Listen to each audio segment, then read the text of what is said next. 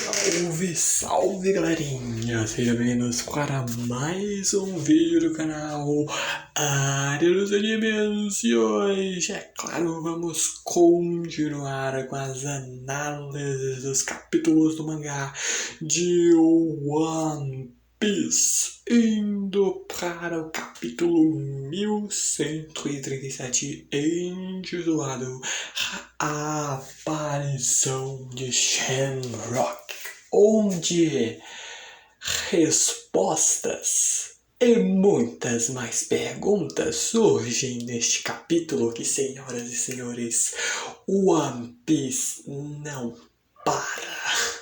Tá insano esse arco de Elbaf. Mas a gente só vai começar a comentar sobre tudo isso e muito mais apenas, é claro, depois de vocês deixarem o like, se inscreverem no canal e, claro, que também ativarem o sininho das notificações para receberem todos os vídeos aqui do canal. Eu, claro, agradeço imensamente o apoio de todos vocês. Muito, mas muito obrigado por tudo mesmo. Então, sem mais delongas, simbora para o vídeo.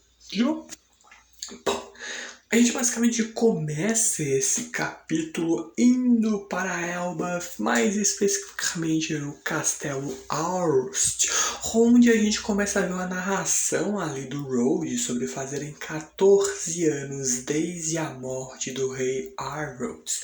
Ninguém mais ousou se aproximar deste castelo desde então. Ou pelo menos era para ser assim, porque claramente o portão foi arrombado e nós sabemos os responsáveis por isso, não completamente a sua identidade, mas a gente já tem noção de quem é, fora os guardas que foram completamente massacrados. E o próprio Zoro percebe que isso não foi obra de invasores. O portão foi destruído pelo lado de dentro. Só que, bom, o Luffy, por uma das poucas vezes, na verdade, acaba tendo a razão, porque eles só vão saber de tudo se eles entrarem dentro do castelo, enquanto o nosso querido Chapéu de Palha corre desesperadamente atrás das chaves das algemas do Loki, enquanto a gente vê que essas marcas de luta não são ali antigas. Só que o estado do castelo realmente é algo digno de um filme de terror, fora o quão gigantesco é o castelo, a comparação de tamanho. O Luffy é tipo quase que do tamanho de uma pedra. E tipo, a pedra é minúscula em comparação com os restos dos destroços. Então, é um castelo colossalmente grande, de fato.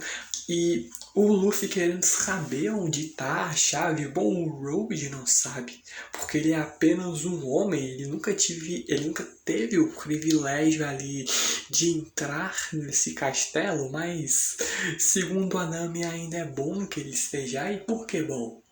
Ele é um gigante, então ele tem uma certa vantagem caso eles tenham que lutar contra alguém da mesma escala de tamanho ainda maior do que o Road.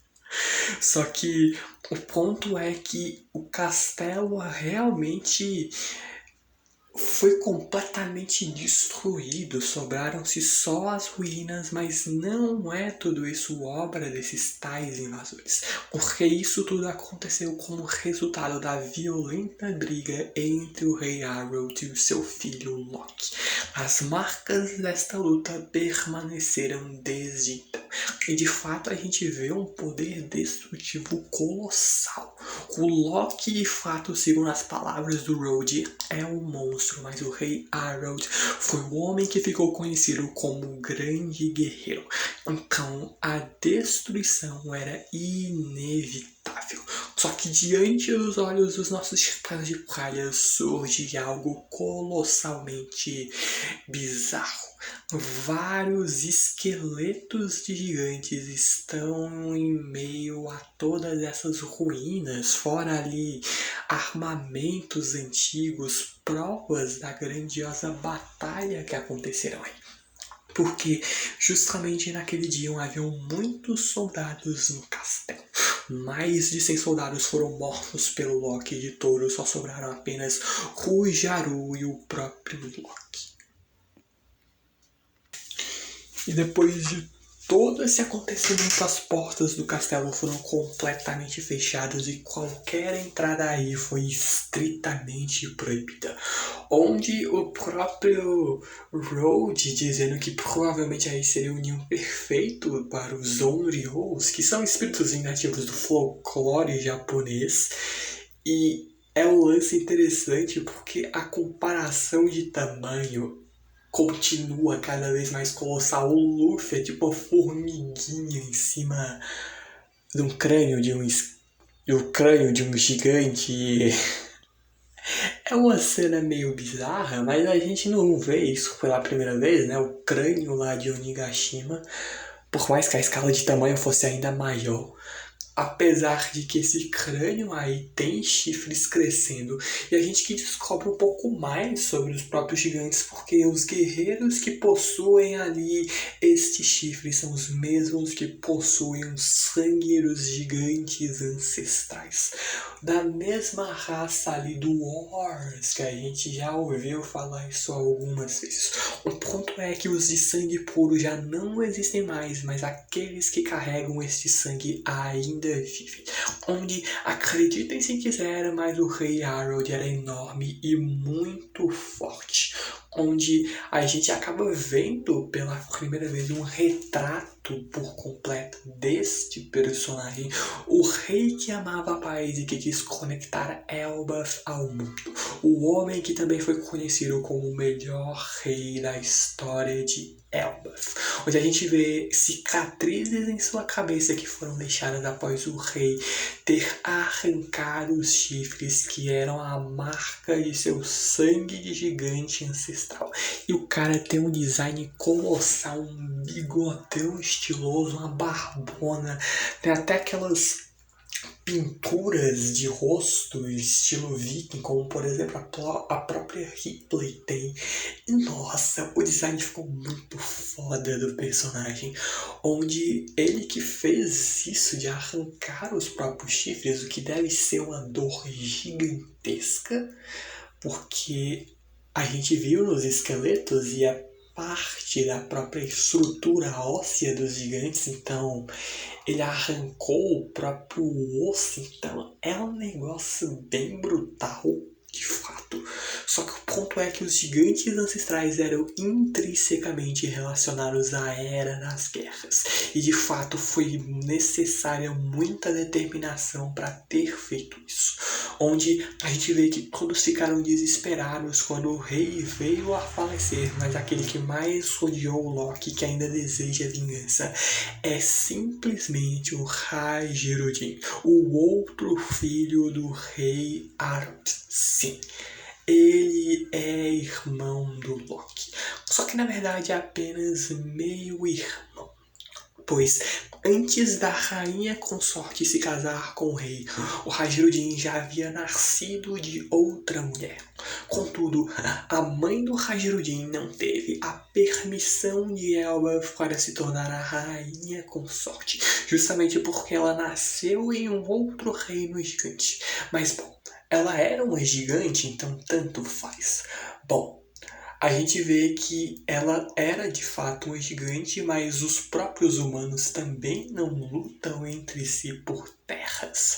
Ou o que justamente fazia, por mais que seja uma comparação tanto quanto preconceituosa como a Nami vê, mas é um fato, os seres humanos não são tão bonzinhos assim.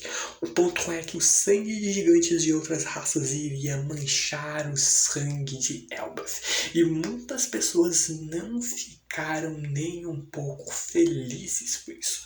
Só que então o Zoro vem com a pergunta de que por que então o Road está no bando de muitas aspas, porque é uma forma bem pejorativa do Zoro se referir ao Hajirudin como alguém de sangue sujo.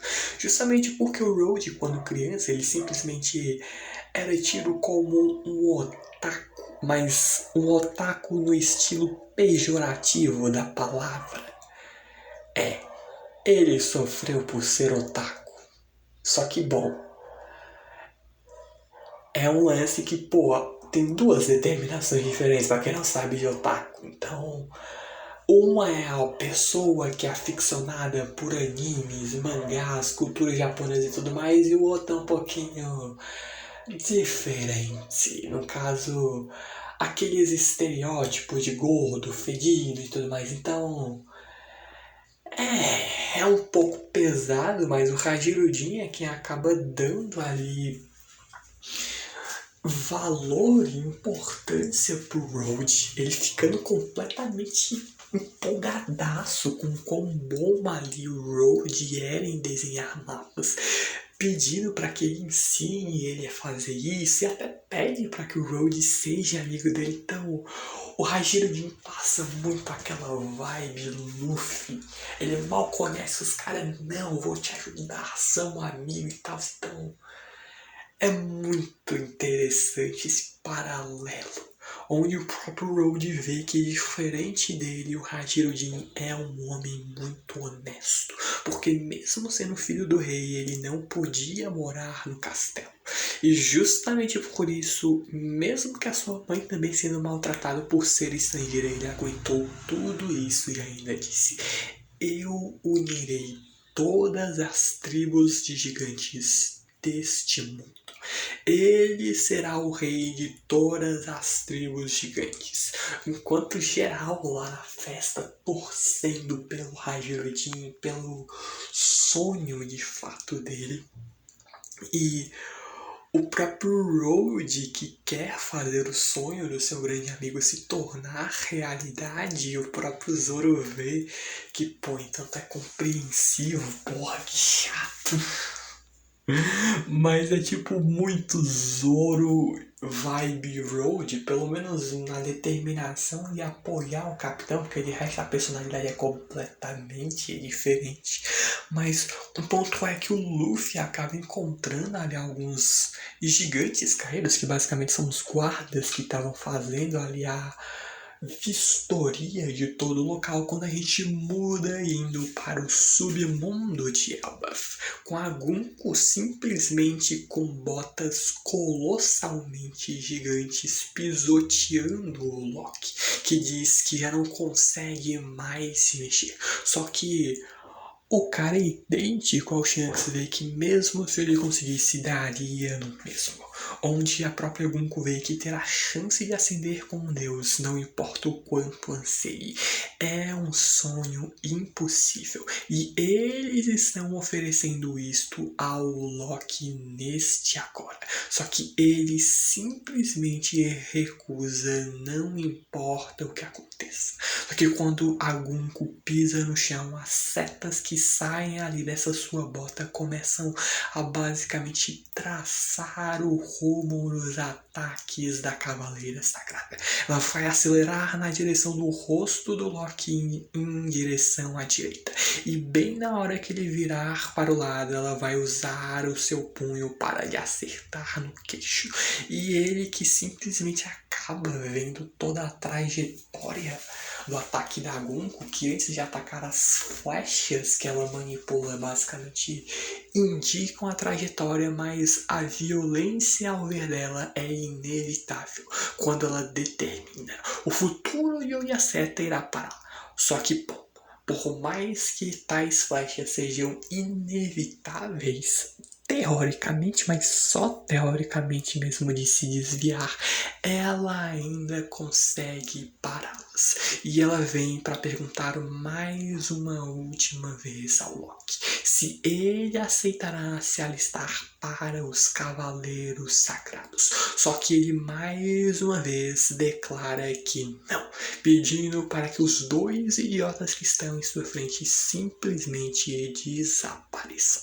E a Gunko, como o próprio Loki previu, simplesmente vem com um chutaço com a sua perna esquerda na direção da cara ali do Loki, que acaba voando ali o rosto dele pro lado e que dá a brecha para que ela venha e acerte um socaço, aí um gancho contra o queixo do Príncipe dos Gigantes, que simplesmente depois disso quase que desmaia, enquanto todas as demais bestas do príncipe simplesmente foram massacradas.